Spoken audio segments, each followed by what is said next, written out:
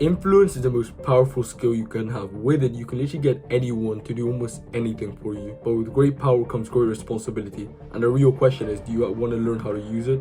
If you said yes, then I'm going to expose the tricks that all your favorite influencers use on you so you can look out for them, and obviously so you can use them to influence other people. So the first principle, that if you understand this, it will literally make influencing people and just basically getting what you want way easier, and that is just appeal to the other person's self-interest. People only care about one thing and one thing only, and that's themselves. Tell this to yourself 1,000, a million times.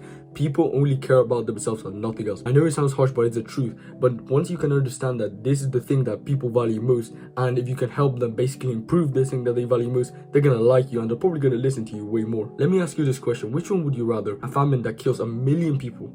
Imagine that, literally a whole famine that wipes out almost like an entire town, probably bigger than that, 1,000,000 people. Would you rather have that, or a headache, like a horrible, imagine this, like literally 24-hour headache, like you experience this headache that hurts so badly throughout the whole day, you can't think, you can't work, you can't go to the gym, because whenever you basically move your head, it hurts.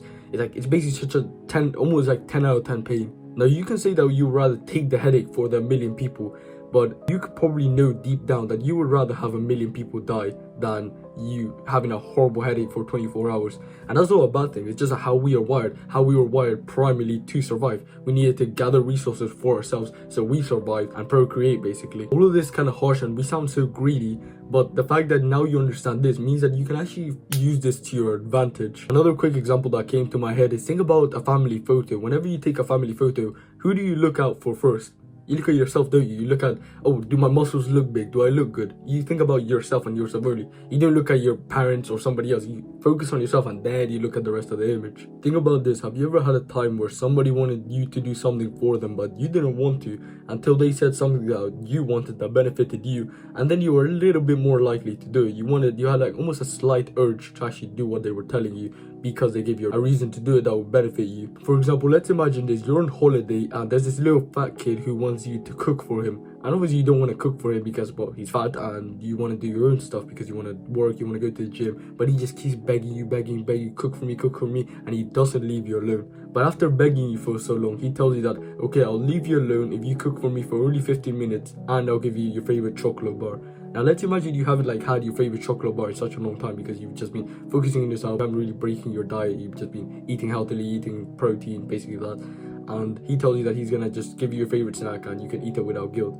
Now you're gonna be more likely to do it because you're actually getting something. And plus, since he said it's only gonna take 15 minutes, you're probably gonna think 15 minutes is not that much. So you're way more likely to do it. So put simply, everyone in this world is just obsessed with themselves. So if you can be that one person who isn't obsessed with themselves and obsesses with other people and helps people to get what they want, it basically puts influencing other people on easy mode. This is an analogy that's a little bit complex, but you can probably understand it. I think you can probably understand it. Basically, picture this. Everybody's just basically standing, staring at themselves in the mirror. And if you're the only person, let's just imagine like a world where everyone's just staring at themselves at the mirror, which basically everybody does. Everybody just obsessed with themselves, how they look, how they feel. Basically, everybody just cares about themselves. Like I told you 1,000 times, and you need to ingrain that into your mind. But anyway, imagine there's a world where everybody's just staring at themselves in the mirror. If you're the only person who isn't staring at themselves in the mirror, helps other people, you're gonna stand out. Everybody in real life doesn't just stare at themselves in the mirror all day, but what they do is they obsess about themselves over all day. And if you can help other people get what they want, or just basically frame things where other people get what they want, you're gonna be way more likely to stand out and influence other people. For example, I was sending some DMs on Instagram and I was speaking to this editor and I sent him a message of like, hey, how long did it take you to make this video? And he said, yeah, it took me this long. And then he said to me that he found my channel, and I was like, oh, that's amazing, because I was actually kind of surprised because I didn't really think that anyone would find my channel because I don't have it like on my Instagram. It's just kind of separate. But anyway, he found my channel and I was like, oh, then I could ask him, how can I improve it? So I did. I asked him, what do you think I can improve from my videos? And he said, it's pretty good. Like, your scripting is pretty good. Like, that's what I thought. My scripting is pretty good, the way I speak, or at least I believe that I am. And he said that maybe the video quality and the video pace is quite slow, which I kind of like had in my subconscious mind, but I wasn't like really sure if that was a problem. And also kind of the lighting, because now you can probably tell, or maybe if you just click on this video, this is the first video you're watching of me, I used to have basically horrible lighting, and now I have like some good lights that actually make the video look more pleasing, like in my opinion. So anyway, he basically said, oh, your pace is not that good, but we can solve that with some edits.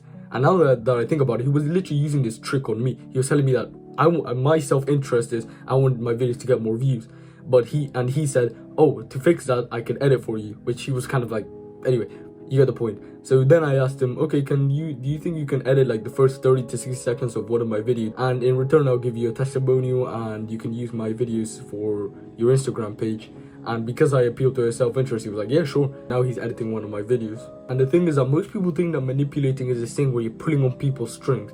And when you really think about it, it kind of is. But in reality, what you're doing is just basically, or at least for this principle, what you're doing is just basically framing your offer, but basically what you're like wanting them to do in such a way that they get something that they want. For example, when it came to this editor, I told him he can get a testimonial and some work that he can put on his Instagram. He even used this tactic on me. He said like, oh, you want to get more views? Then I can edit your video. And that day I was excited because I literally just saw live me using the tactics that I've been reading about and actually applying them and seeing them work IRL in real life. And it was just by applying this simple tactic that I learned. But not like this next tactic that I'm about to tell you, which the first one just basically gets kind of like the foot in the door. But this next one makes it like 10 times more likely that the person does what you ask them to do. Picture this, imagine you're walking into a store and you want like a fancy jacket and your budget is not that high. Let's just imagine it's not that high. And a salesman comes up to you and he says, yeah, he's going to show you around. So he starts showing you around and he shows you this nice jacket and you look pretty nice, you like it, it's like comfortable, and then you ask him for the price. And then he says it's like $1,000, and then you think to yourself, okay, that's a lot for a jacket. So you tell him that it's quite out of my budget, and then he tells you, okay, that's fine. And then he shows you another jacket that's $300, and this one still feels good. It feels nice. It actually looks pretty good. And you ask for the price, and yeah, he says $300. Now, $300 is still a lot, but it seems like a bargain compared to the $1,000 that he showed you before. And this is what is called the contrast principle, where you show something that is super extreme to then contrast what you really want to show them. The thing about humans is that we have subconscious ways that we have literally been wired to just survive in the wild. For example, we've been wired to think like this contrast principle has been wired in us. And for example, when I told you the story of $1,000 versus $300, $300 is still quite a bit, but it seems way less compared to $1,000. And this is like a subconscious belief or kind of thing that we have in our minds, and it's so easy to influence people once you can understand these subconscious tricks. Appealing to the self-interest and the contrast principle, it will be so hard for someone to not do something if you tell them, oh, you can get this, and it's not even going to be that hard compared to this other thing. So it's cool and all to know these tactics of appealing to one's self-interest and the contrast principle, but if you don't even remember them, there was a point in watching this video, and if you don't apply them, then what was the point in watching this video? It would have been just a waste of your time. So the next time you want someone to do something for you, remember these principles of appeal to what they really want, appeal to their self-interest, and use a contrast principle. For example, visualize this. I'm going to make it easy for you. I'm going to make you almost imagine it, so you'll be way more likely to remember it in the future, and it's almost like already ingrained in your subconscious. So imagine this. Let's say you and your friend are playing basketball and you take a shot, but you miss and it hits the rim and it goes like 10 meters away from the rim. Basically, it just goes to this other bench that's like all the way over there. And then you dare your friend to take a shot from there, and he tells you it's not even that far. It could have like bounced over to that bench, and thankfully it only bounced to this bench, which is closer compared to that other one. Now, when you frame it that way, it's going to be way more likely that your friend gets the ball and takes a shot, especially if you say, oh, I dare you to take a shot, because then it's going to like intrigue his, like, the lack of a better word, I'm going to say like masculinity, like the way he wants to show himself. He wants to be like, oh no, I can make this shot, and he tries to make it by like throwing the ball. Now, you appeal to his self-interest, which is basically just having fun, which is just like trying to make this long shot, and also contrast principle. Instead of having to go 50 meters, you only have to go 10 meters.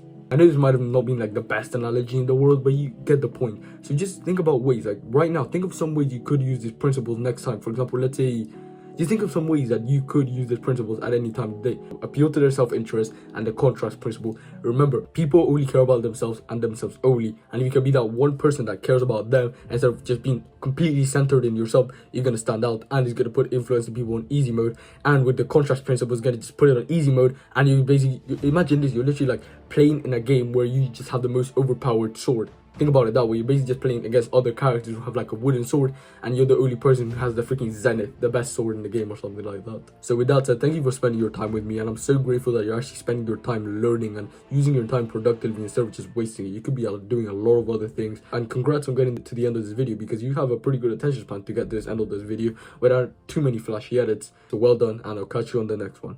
Bye.